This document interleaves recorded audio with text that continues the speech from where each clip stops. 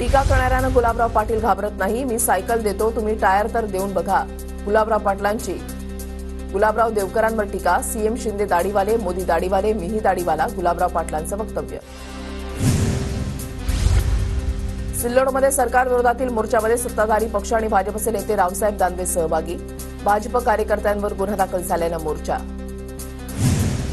मनोज जरांगे पुन्हा एकदा उपोषणाचा हत्यार उपोषणार. आज मध्यरात्रीपासून जरांगेंचं आमरण उपोषण. सगळे सोयरेच्या मागणीवरून जरांगे ठाम.